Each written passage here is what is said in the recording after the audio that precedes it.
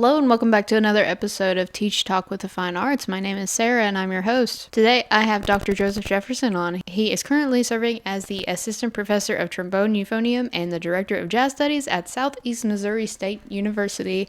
It was a pleasure to talk to him, and I'm sure you will enjoy this episode as much as I did. Without further ado, let's get into it. Hello, my name is Dr. Joseph Jefferson. I am the Assistant Professor of Trombone and Euphonium and Director of Jazz Studies at Southeast Missouri State University. Awesome. You have any side gigs you do besides teaching? Yeah, well, I perform quite a bit and was doing quite a bit of that prior to COVID. You know, COVID has really stopped a lot of things. But definitely performing as a sideman. I used to do some band leader things, but you know, music is really a big thing that I like to do outside of the teaching piece, where I can just kind of be a performer and just kind of enjoy the space of being an artist and being creative. Okay. Would you consider yourself tech savvy? Yes, absolutely. I think I was always a little tech savvy, but I think with COVID, it's really kind of thrust us all into having to understand tech and understand the gear. Um, uh, I did my minor in undergrad was in music media, so that's where I first started kind of getting integrated with understanding mics and understanding interfaces and recording and different types of things. So yes, I would consider myself tech savvy, to answer that question. Awesome. Most people I have on here do not consider themselves tech Well, savvy.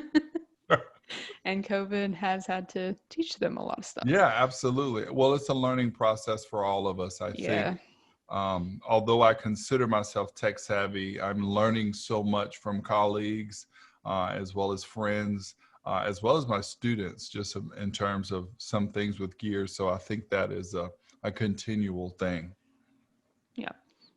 Did you ever do any teaching music online before COVID? Are you new to this?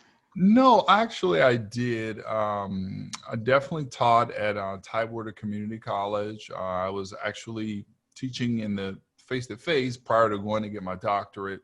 And then when I went to go get my doctorate, they allowed me to teach online. So I was pretty comfortable with understanding the online platform, building community with students online, and just kind of understanding that it's not the same, but you want to make sure that you create an atmosphere that is conducive to the different types of students that you're going to have. And what I kind of enjoyed about that, especially at that level, I dealt with both traditional and non-traditional students. So I would have some students that might be 40 or 50 years old, and so they're trying to understand the tech, and they're trying to understand how to create assignments and submit things.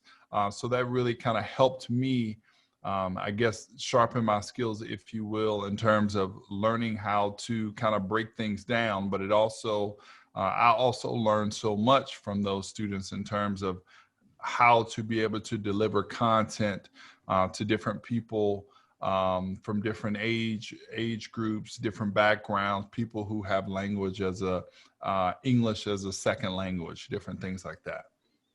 Okay.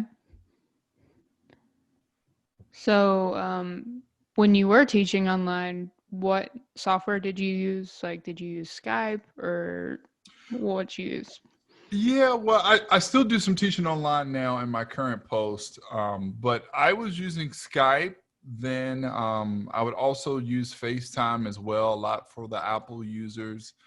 So I tried to make sure that I offered students a variety of different things, because you don't never know a student's financial situation, right? You don't want them to have Right. to go out and be like, oh, I have to go get that because my teacher said that. No, I like to make sure that if there's someone having to kind of take that extra step, I wanted that to be me. So I definitely use Zoom. I use Google. Google had a video thing that I've used a little bit. as well as Zoom and Skype and FaceTime. Gotcha. So, what was the process of transitioning to online because of COVID? Well, at my university, as an applied instructor and as someone who runs ensembles as well, it was a lot different from just being a lecturer when you're in the classroom, when you're teaching.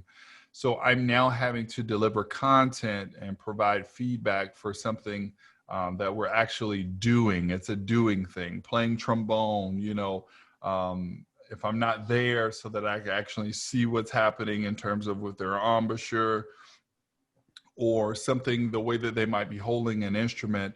I really had to make sure that I got them up in the camera. And so those are the different types of things that I had to learn. How to adjust? How can I be as efficient as possible in terms of dealing with students and having them still have some sense of not feeling like, oh, it's just some kind of virtual lesson. We wanted them to kind of still have the same effect and kind of make it fun. So in terms of at my place, in terms of my setup, I wanted to make sure my setup was as good as possible so that they could have a really good experience in terms of it. I don't want to have like a bad camera or a bad sound and they can't Yeah. really hear me and they're already trying to adjust. So really just kind of making sure that I had a really good setup here to make the learning environment as I guess as good as possible. Did you all go? Are you completely online now, or are you back in person? No, we went online after Thanksgiving, but the big one was in last spring when everything kind of hit the fan and everyone had to transition. And so I actually, I'm kind of thankful that I did teach online before and really had those skills because I was pretty comfortable other than just trying to find equipment because everybody started buying up equipment and Yeah. it was really it was really hard to find stuff, and then some stuff people were price gouging, just running the price up on things, but it was just really trying to find the right equipment that was in my budget so that I could have the best setup possible. Gotcha. So, what do you think next year or next semester would look like for you as far as COVID going with like the vaccine rolling out and everything? I think it's going to be very similar to the fall semester. We really had mixed methods of teaching. So um, in terms of virtual, in terms of um, group meetings and different things like that. So I think it's going to be a little bit of each one of those things in terms of how can we best reach our students. Since we play an instrument that is playing aerosols, I can't teach in my office. That's like Mm-hmm. the biggest thing. So all the faculty are using bigger spaces to make sure that we can social distance, make sure that we're allowing opportunities for the room to air out and the air to exchange. So it's going to be a mix of, group things, some one-on-one things in the bigger spaces, and then of course, Zoom. And then also, giving students an opportunity to record projects and, different things and send them to them and really get feedback. So, what ensembles do you currently teach? So I teach at Southeast. We have two jazz ensembles. We have the Southeast Jazz Studio, which is the audition group, and then we have the Jazz Lab. And both of those groups are at max capacity. Of course, I also put together a variety of different combos if it's needed around campus where they need different music. We also have a trombone ensemble here. Students are very excited about that. Trombone euphonium ensemble. Students are very excited about that. And then we also do a bunch of quartets and, of course, a lot of duet playing to really work on confidence and individual playing to give more confidence. So when they get into the bigger ensembles, like the orchestra and the wind ensemble, different things like Well, that. that's nice. Yeah. So are you all socially distanced in ensembles? Absolutely, absolutely. Okay. So before the semester, myself and a couple other colleagues, we went in and really taped off and distance based off of the different studies for the different instruments to spray the different aerosols. And so we really made sure. So in terms of us being very tight as a jazz ensemble and being very close, now we're spread out. So now my bass trombonist now has to listen all the way over here to hear the guitar player and, hear the drum set player, so we all really had to have a serious learning curve in terms of how we were listening to stuff, because some things we really weren't hearing, but definitely we had to social distance.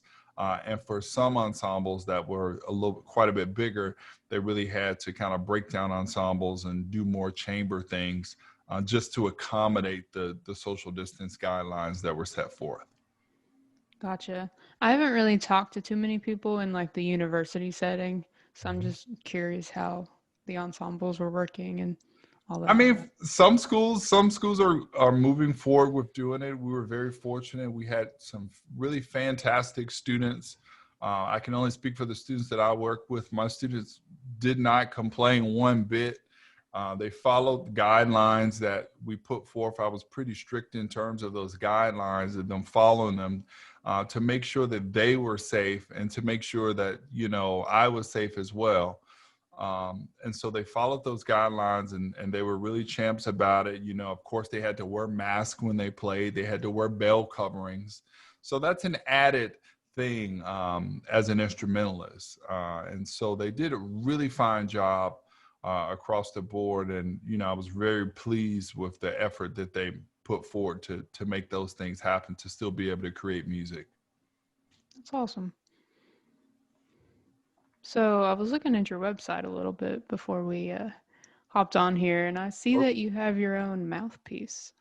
I do. I do. Yeah, I do have my own mouthpiece. It is, I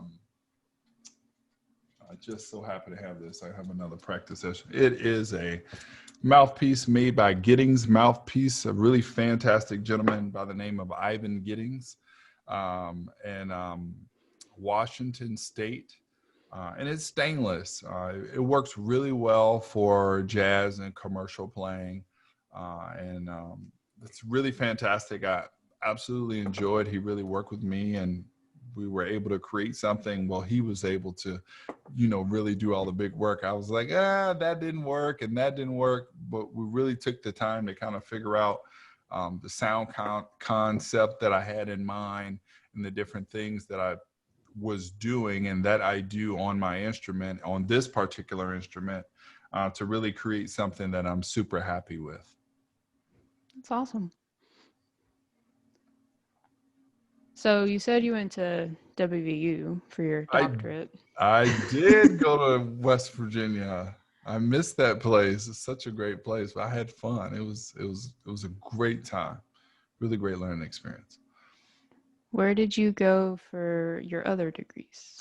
For my undergrad, I went to Norfolk State University, which is a HBCU. It's a historically Black college and university in Norfolk, Virginia. And then for my and I got a degree in music there, of course. And then for my master's, I went to Shenandoah Conservatory and got a master's in low brass pedagogy.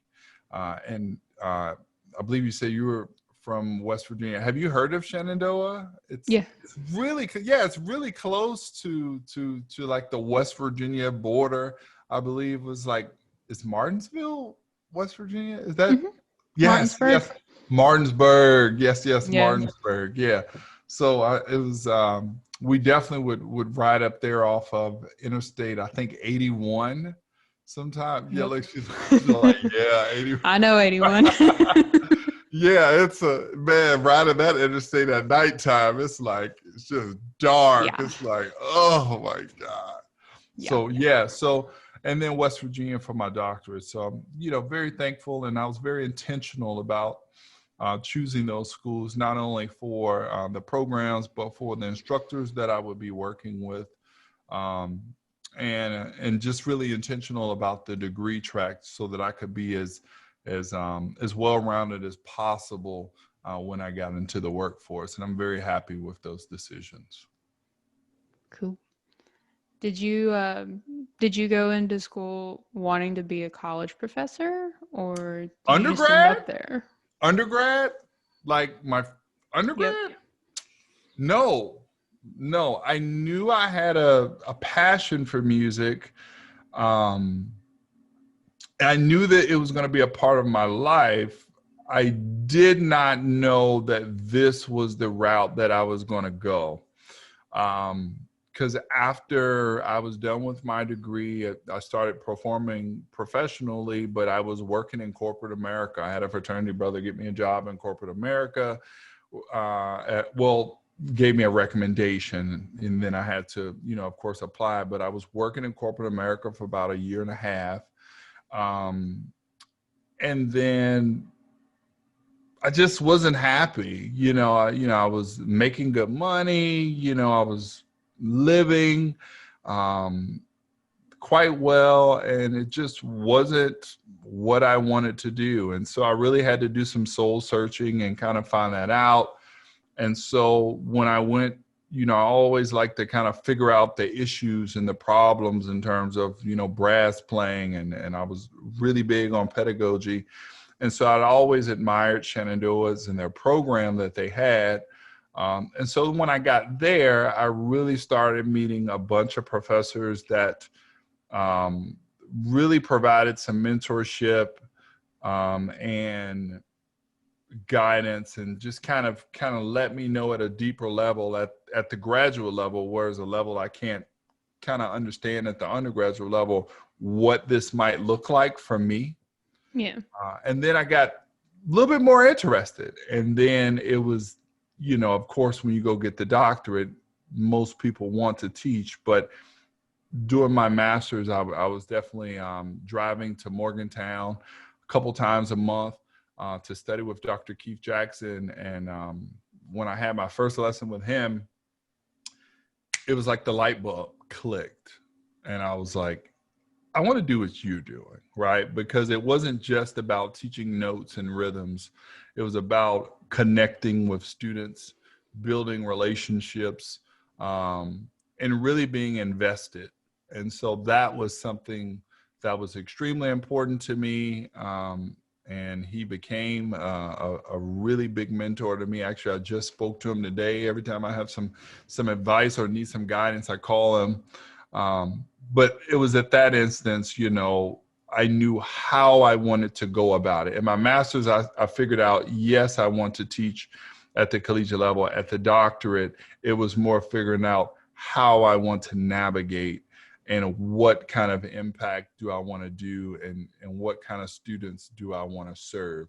Those types of things that I really started to figure out. And I think, I don't think that stops. I think as you continue teaching and you continue meeting other students, you kind of start to find out, what things you kind of enjoy doing, and and you learn so much from them, because they come from a different space from where you come from, just in terms of the things that they're doing, as opposed to the things that I was doing when I was coming out of high school into undergrad. So it's just quite remarkable that you continue to grow and kind of refine and just keep learning. And, I feel like, this is a marathon. I just keep learning so much, trying to improve and be able to touch um, and help students in any way possible, so that they can kind of get to reaching their goals. I hope that answers your question. Yes, it does. So, As far as seeing it from the professor perspective, do you think this is going to be like, do you think everything we've been through with COVID is going to make music education like stronger? Do you think, how do you think it's affected it? And do you think people's going to come back with like a revived energy? What are your Well, thoughts on that?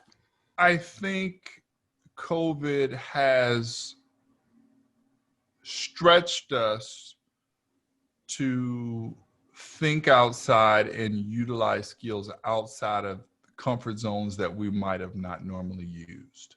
Right. And I think everybody can say that that is true. Um, and, you know, I can only speak personally to myself. I've really tried to take advantage of this time and learn as much as possible and develop as much as possible, because I don't think we're ever going to get this much time again to just kind of be still, learn, and create and cultivate and kind of fill in gaps, in terms of things that we need to do. But in terms of the student, I think the student will be stronger, because now they will understand that there are resources out there, that are within, arm's reach, that they can work, that they can continue to use what they're learning in the classroom and things that they're learning, that these skills that they've learned at home, and really pair them together to create different things.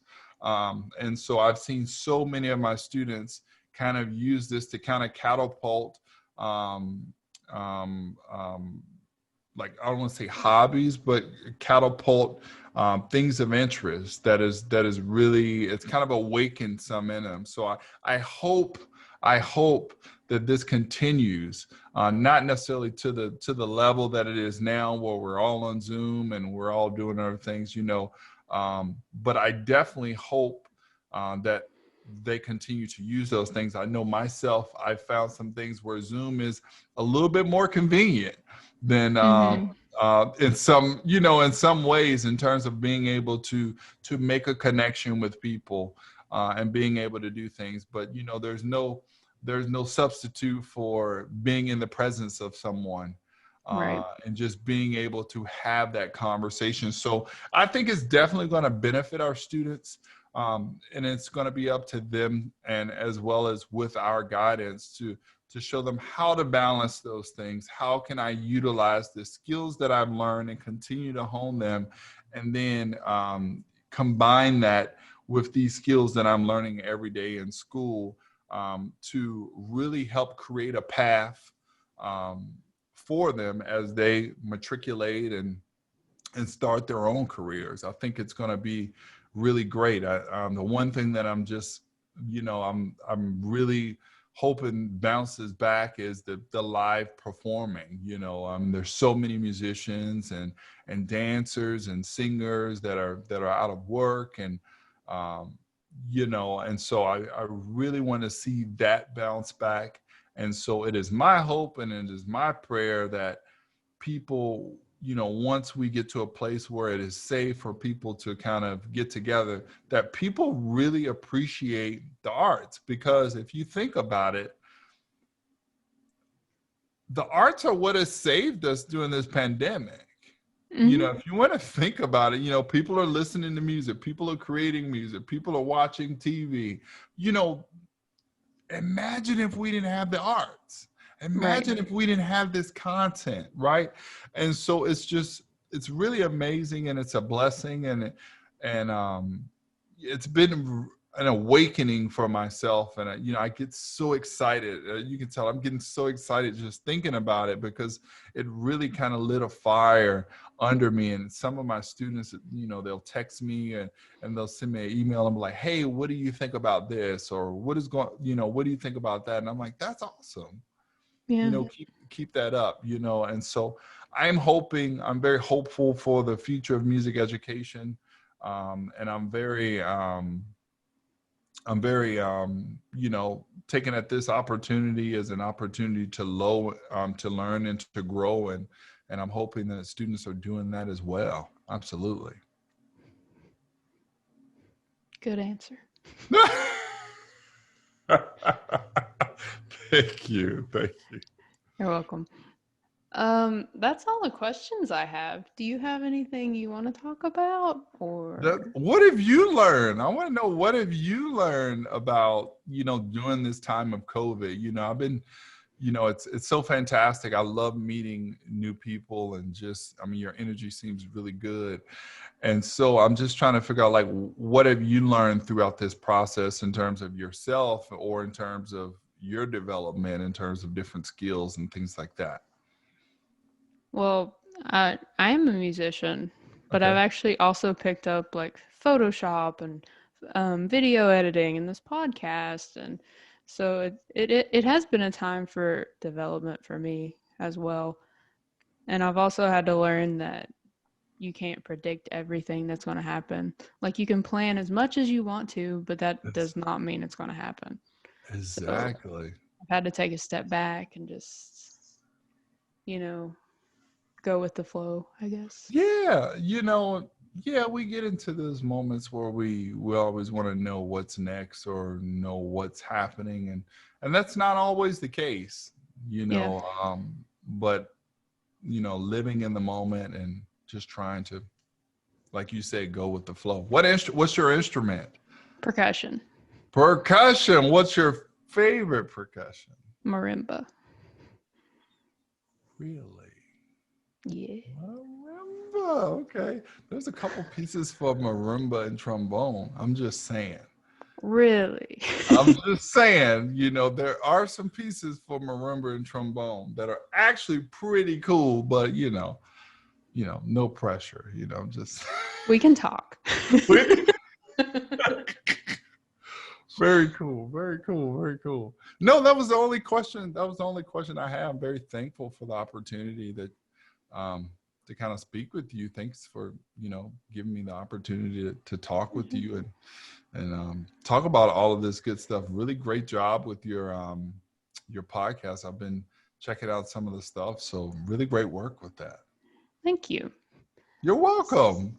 So where can people find you if they want to know more? So people can find me on Instagram at Joseph, JOSEPHL, Jefferson _ trombonist. Okay. Okay. I know that's super long. You can also find me on Facebook at Joseph L. Jefferson or via my website at josephlJefferson.com. Via all of those different ways, you can kind of connect with me. I'm on YouTube as well. But I'd love to connect with as many people as possible and just kind of, share things, share music things, Oh, yeah. Awesome. Well, thank you for being on. Absolutely. Absolutely. Thank you so much. Thanks so much. And that is all for another episode. Thank you so much to Joseph Jefferson for being on, and thank you all for listening. We will see you in 2 weeks with another episode. I hope you enjoyed. Once again, make sure to like and subscribe to this podcast on whatever platform you're listening on. My name is Sarah, and this has been another episode of Teach Talk with the Fine Arts.